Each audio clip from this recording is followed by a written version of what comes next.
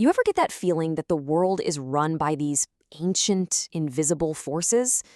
Things that are powerful, totally unpredictable, and feel almost alive? Well, in this explainer, we're diving deep into those very forces. We're going to figure out how to understand them, how to work with them, and maybe, just maybe, how to tame them. And it all starts with one heck of a question. No, seriously. Think about it for a second. The raw power, the ancient wisdom, the incredible scale of a dragon. What would it actually take to stand before something that massive? It's not about a sword or a shield, right? It's about something way more powerful. Understanding.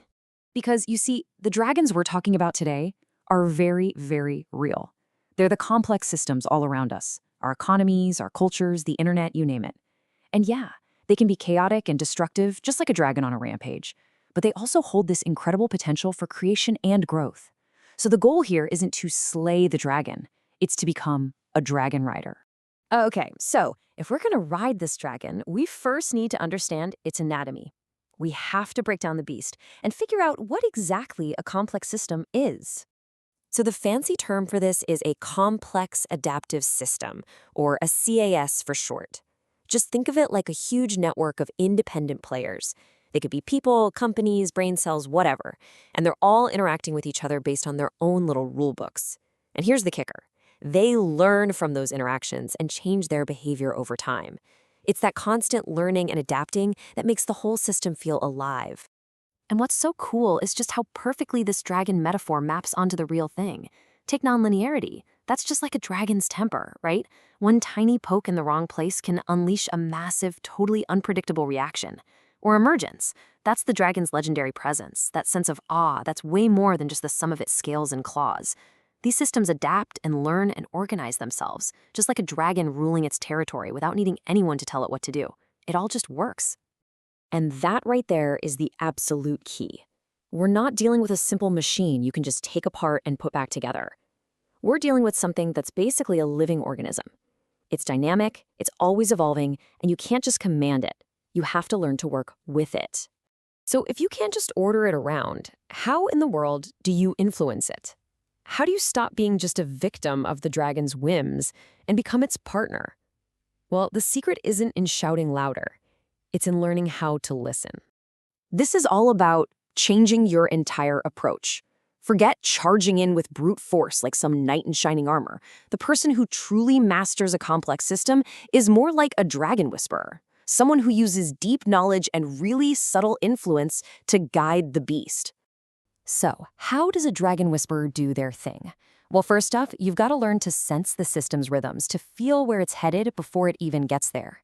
Then you can step in to reduce any potential damage, kind of like a soothing song that calms a brewing storm. And finally, once you have that deep understanding, you can apply these tiny, precise nudges, a whisper on the wind, that use the system's own momentum to steer it somewhere new. And when you finally get to that level of harmony, the system stops being this big, scary monster. It actually becomes a source of incredible wisdom. Like the source material says, you can literally ask questions of it, and it will give you answers, revealing the deep, hidden logic that's been driving it all along. All right, so once you've gotten the hang of whispering, you can move on to the really cool stuff, the system's hidden magic. This is where we get into the truly powerful ways you can shape and direct these massive forces. We're talking next-level mastery. The source texts have this amazing name for the lifeblood of these systems, Akashic electricity.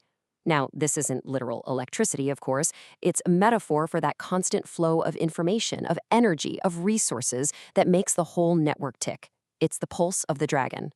And if you can learn to sense and even direct that flow, your influence becomes, well, profound. You can essentially project your own will, your own intention, deep into the heart of the system, guiding its behavior from the inside out, no matter how huge or spread out it is. This brings us to another wild idea, enlivening matter. This is basically the art of charging up a system with new information, new ideas, new goals. It's about giving the system a brand new sense of purpose. Think about it like this. A company without a clear mission is really just a bunch of people showing up for a paycheck. But when you give it a powerful vision, when you enliven it with that purpose, it becomes this unified force that can do incredible things. You're not just telling the dragon where to go anymore. You're helping it figure out how high it can fly. And that leads us to our final and maybe the most important piece of the puzzle. What happens when a system, or a dragon, reaches the end of its journey? It doesn't just vanish, it leaves behind a lasting gift. The texts call this legacy the Eldunari, the dragon's heart. Picture it like a crystal that holds the total sum of the system's lived experience. Every single success, every mistake, all of its hard-won knowledge and wisdom perfectly preserved. I mean, the Eldunari is the ultimate inheritance. It's a perfect record of what worked and what didn't. For any new system or any new leader that comes after, it's this priceless library, an expert guide, and a source of wise counsel from something that's already been through it all. But, like any truly great power, this inherited wisdom is a double-edged sword. In the right hands, the Eldunari is a tool for building strong, stable, prosperous societies. But in the wrong hands, that exact same knowledge can be twisted to create unimaginable chaos and destruction. The big takeaway here is that understanding a system comes with a profound responsibility. So, I'll leave you with this thought. The systems that define our lives, our careers, our communities, our entire world, they're all dragons. Every single one. They are powerful, they are complex, and they are very much alive. So the real question is, what dragons are you facing in your world?